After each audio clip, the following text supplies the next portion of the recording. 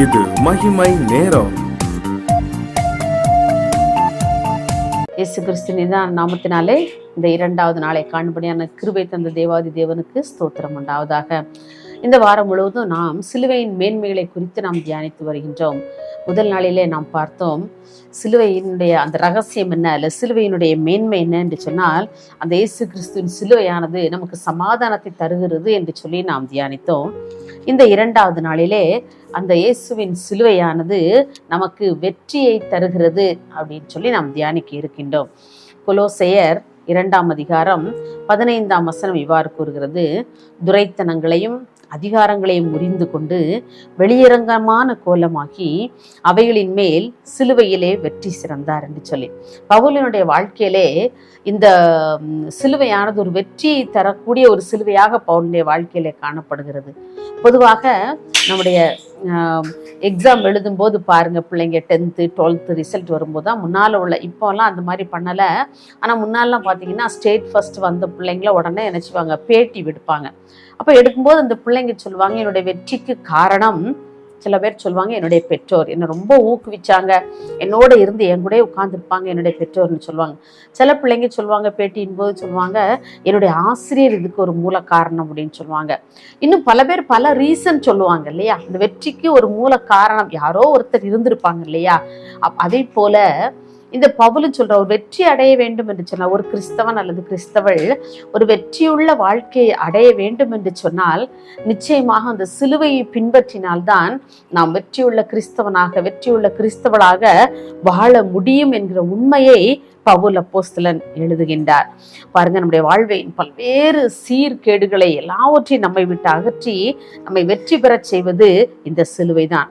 நாம் உண்மையாக இயேசுவை பின்பற்ற வேண்டும் என்று சொல்லி நாம் விரும்பினால், ஒரு வெற்றியுள்ள கிறிஸ்தவனாக அல்லது வெற்றியுள்ள ஒரு கிறிஸ்தவளாக நான் வாழ வேண்டும் என்று சொல்லி நம்முடைய மனதிலே நினைத்தோம் என்று சொன்னால், நாம் நமக்கென்று ஆண்டவர் நமக்கு அனுமதித்திருக்கின்ற சிலுவைகளை நாம் சுமந்துதான் ஆக வேண்டும். அப்பொழுதுதான் அந்த சிலுவையின் வெற்றியை நம்மால் சுதந்திரித்துக் கொள்ள முடியும். பவுல் எழுதுகிறார், கிறிஸ்துவுக்குள் எப்பொழுதும் எங்களை வெற்றி சிறக்க பண்ணுகிறவர் என்று சொல்லி. அவருடைய வாழ்க்கையை நம்ம யோசித்து பார்க்கும்போது எவ்வளவு பாடுகள், எவ்வளவு வேதனைகள், எவ்வளவு கண்ணீர்கள், எத்தனை வார அடிகள் இல்லையா. கைகளும் கால்களும் தொழுவு மரத்தில் கட்டப்பட்ட நிலைமைதான். ஆனா அவருடைய கிறிஸ்தவ வாழ்க்கையானது எப்படிப்பட்டதா இருந்தது? ஒரு வெற்றியுள்ள வாழ்க்கையாக இருந்தது. அதைத்தான் அவர் சொல்கிறார், கிறிஸ்துவுக்குள் எங்களை எப்பொழுதும் வெற்றி சிறக்க பண்ணுகிறவர் என்று சொல்லி. நம்முடைய வாழ்க்கையின் பல்வேறு பகுதிகள் உடைப்பட்டதாக, நொறுக்கப்பட்டதாக, அவமானப்படுத்தப்பட்டதாக, ஒதுக்கி வைக்கப்பட்ட நிலைமையில நாம் காணப்பட்டாலும் கூட நம்முடைய வாழ்க்கையிலே அவர் நம்மோடு இருப்பார் என்று சொன்னால், நம்முடைய வாழ்வு நிச்சயமான ஒரு வெற்றியுள்ள வாழ்வாக இருக்கும் என்பதிலே சந்தேகமே இல்லை. பாருங்க, இது நன்றாக பவுல் அறிந்திருந்ததுனாலே தான் அவர் அந்த வார்த்தையை சொல்லுகின்றார். பொதுவாக நமக்கு சிலுவை சுமத்தல் அல்லது நம்முடைய பாடுகளை நாம் அனுபவித்தல் என்பது யாருக்கும் ஒரு விருப்பம் இல்லாத ஒரு செயலா இருக்கணும். இல்லை, எப்பவுமே சந்தோஷமா இருக்கணும், எப்பவுமே சமாதானமா இருக்கணும், எந்த கஷ்டமே வந்துடக்கூடாது, எந்த தோல்வி, எந்த நெருக்கங்கள், எந்த பாடுகள், எந்த அவமானங்கள் எதையுமே நான் அனுபவித்திருக்க கூடாது, இந்த வாழ்க்கை எப்போதும் சந்தோஷமா இருக்கணும் அப்படின்னு நம்ம விரும்புறது நியாயம்தான் இல்லையா. ஆனா நாம் கிறிஸ்துவோடு கூட அவருடைய பாடுகளை நாம் அனுபவித்தோம் என்று சொன்னால்தான் ஒரு வெற்றியுள்ள வாழ்க்கை, அவரோடு கூட அரசாளக்கூடிய கிருபையும் கூட ஆண்டவர் நமக்கு கொடுக்க முடியும். ஒரு நாள் ஒரு சகோதரி ஒரு தரிசனத்தை கண்டார்களாம். அதாவது நிறைய சிலுவைகள் வைக்கப்பட்டிருந்தது. அதுல நல்ல நீளமான சிலுவை, குட்டியான சிலுவை, மீடியமான சிலுவை எல்லாம் இருந்தது.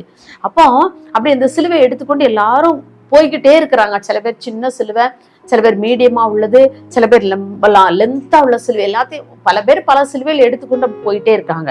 அப்ப இந்த சகோதரி ஒரு சின்ன குட்டி சிலுவை எடுத்துட்டு, எனக்கு இவ்வளவுதான் சுமக்க முடியும்னு சொல்லி குட்டி சிலுவை எடுத்துட்டு போயிட்டே இருந்தாங்களாம்.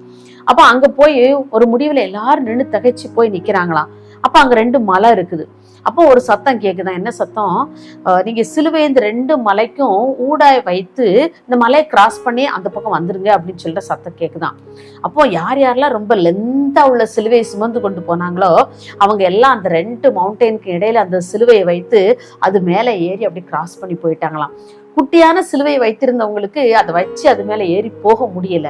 ரொம்ப வேதனையோடு அந்த தரிசனத்துல நான் முழித்து கொண்டேன். எனக்கு அதுக்கப்புறம் அந்த தரிசனம் என்னங்கிறது தெரியல. எனக்கு ரொம்ப அழுகையா வந்துச்சு. எனக்கு அதுக்கப்புறம் என்ன செய்யறதுன்னு எனக்கே தெரியல அப்படின்னு சொல்லி அந்த தரிசனத்துல குறிப்பிட்டிருந்தாங்க. பாருங்க, நம்முடைய வாழ்க்கையிலும் கூட நம்ம இப்படித்தான் நிறைய வேளைகள்ல நமக்கு நல்ல நலமான சூழ்நிலைகள் தான் வாய்க்கணும், எப்போதும் சந்தோஷமான சூழ்நிலைகள் தான் எனக்கு நேரணும், என்னுடைய கஷ்டங்கள் பாடுகள்லாம் எனக்கு அனுமதிக்க கூடாது ஆண்டவர்ன்னு சொல்லி நாம் நினைக்கிறோம் இல்லையா? நமக்கு கஷ்டங்கள் பாடுகள் இல்லையே, அல்லது சிலுவை நம்முடைய வாழ்க்கையில இல்லை என்று சொன்னால் வெற்றி நம்முடைய வாழ்க்கையிலும் இல்லைதான், தோல்வியைத்தான் நான் சந்திக்க முடியும். அதைத்தான் பவுல் சொல்லும்போது சொல்லுகிறார், நாம் அவரோட கூட பாடுகளை சகித்தோமானால் அவரோட கூட ஆளுகையும் செய்வோம். அந்த ஆளுகை செய்கிற அந்தஸ்து யாருக்கு? ஒரு ராஜாவுக்கு உண்டு இல்லையா? அப்படிப்பட்ட ஒரு ஆளுகை செய்யக்கூடிய ஒரு கிருபைகளை ஆண்டவர் எப்போது தருவார் தெரியுமா? நாம் இந்த பாடுகளை எல்லாம் அனுபவித்து அவருக்காக நம்ம இந்த உலகத்தின் பாடுகளை எல்லாம் கடந்து சென்று அந்த மகிமையின் கிரீடத்தை பெறும்போது நிச்சயமாக அவரோடு கூட நாம் ஆளுகை செய்கிறவர்களாக காணப்படும். ஆகவே இந்த உலகத்தில் வருகின்ற கஷ்டங்களோ பாடுகளோ வேதனைகளோ நெருக்கங்களோ நம்மை தொய்ந்து போய் விடாதபடிக்கு நாம் நம்மை காத்து கொள்ள வேண்டும். அனுதினமும் நாம் ஆண்டவரிடத்திலே நாம் ஜெபிக்க வேண்டும். ஆண்டவரே, என்னுடைய வாழ்க்கையில நான் என்னுடைய சிலுவையை நான் சுமந்து கொண்டு வரும்படியே எனக்கு கிருபை தாங்க. இந்த சிலுவையை கொண்டு நான் பின்வாங்கி போய்விடாதபடி, இந்த சிலுவையினால் ஆண்டவர் இந்த உலகத்திலே வரக்கூடிய பாடுகளினால் என்னுடைய உள்ளம் தோய்ந்து விடாதபடி அப்பா நீங்க என்னை பாதுகாத்துக்கிடுங்கன்னு சொல்லி ஒவ்வொரு நாளும் ஆண்டோடைய கரத்திலே, நம்மால் முடியாது, நம்மால் அந்த சிலுவை நாம் சுமந்து கொண்டு செல்ல முடியாது என்று சொன்னால் தினமும் நம்முடைய வாழ்க்கையிலே அநேக சிலுவைகள் இல்லையா? நம்முடைய குடும்பத்தில் அநேக சிலுவைகள், நம்முடைய வேலை ஸ்தலங்களிலே, நம்முடைய தனிப்பட்ட வாழ்க்கையிலே நாம் சந்திக்கின்ற நபர்கள் மூலமா இப்படி நிறைய பிரச்சனைகளை நம்ம ஒவ்வொரு நாளும் ஒவ்வொரு நேரமும் நாம் ஃபேஸ் பண்ணி கொண்டே இருக்கிறோம் இல்லையா?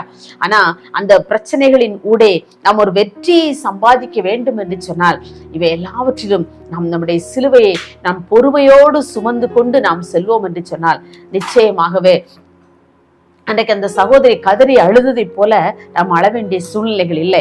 ஏனென்று சொன்னால் நாம் சந்தோஷமாக அந்த சிலுவையை கொண்டு அந்த பாடு, அந்த மரணங்கள், அந்த வியாதிகள், தோல்விகள், நெருக்கங்கள், நெருக்கடிகள் எல்லாவற்றையும் நாம் கடந்து நாம் அக்கறைக்கு செல்ல முடியும்.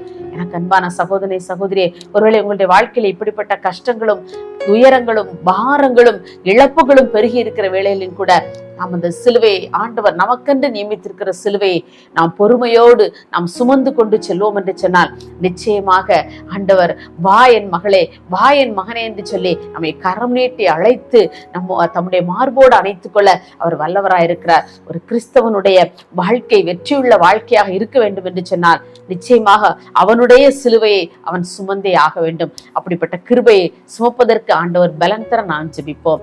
மகா இரக்கமும் கிருபை நிறைந்த எங்கள் அன்புலே சாமி, இந்த அருமையான இந்த 2ஆம் நாளின் கால வேளைக்காக உமக்கு நாங்கள் நன்றி செலுத்துறோம்ப்பா. ஆண்டவரே, என்னுடைய வாழ்க்கையில வெற்றி என்பதே இல்லையே, எப்போதும் என்னுடைய வாழ்க்கையில எல்லா காரியங்களிலும் நான் பின்னடைவாக நான் காணப்படுகிறேன், தோல்வியையே நான் எப்பொழுதும் சந்தித்து கொண்டு இருக்கிறேன் என்று சொல்லி அப்பா மனம் கலங்கி நிற்கிற ஒவ்வொரு பிள்ளைகளையும் கர்த்தர் நீங்க இப்போது எடுத்து பலப்படுத்தும்படியா ஜெபிக்கிறோம் ஐயா. அப்பா, நாங்கள் கிறிஸ்துவுக்குள் பவுலை போல எப்பொழுதும் எங்களை வெற்றி சிறக்க பண்ணுகிற தேவன் என்று சொல்லி நாங்கள் உண்மை குறித்து நாங்கள் சாட்சி கொடுக்க வேண்டும் என்று சொன்னால் என்னுடைய வாழ்க்கையில வரக்கூடிய எல்லா பிரச்சனைகளினுடைய பாடுகளினுடைய கண்ணீர், வியாதிகள், இழப்புகள், மரணங்கள் இவற்றினுடைய ஐயா அப்பா அந்த சிலுவையை நாங்கள் பொறுமையோடு சுமந்து கொண்டு நாங்கள் அக்கறை வந்து சேர எங்கள் ஒவ்வொருவரையும் பலப்படுத்தும்படியா ஜெபிக்கிறோம். அப்படிப்பட்ட கிருபைகளை தந்து எங்கள் ஒவ்வொருவரையும் பலப்படுத்துங்க, எங்கள் ஒவ்வொருவரையும் ஆசீர்வதிங்க. இந்த லெந்து காலங்களிலே உங்களுடைய சிலுவையை பற்றி நாங்கள் அதிகமான செய்திகள் கேட்டிருக்கிறோம் ஐயா. ஆண்டவரே, அதை எல்லாமே எங்களுடைய வாழ்க்கையிலே நாங்கள் பிரயோஜனப்படுத்திக் கொள்ள கர்த்தரை உதவி செய்யும்படியாய் ஜெபிக்கிறோம். உம்முடைய கரத்திலே தாழ்த்தி தருகிறோம். இயேசுவின் நாமத்தில் பிதாவே, ஆமென்.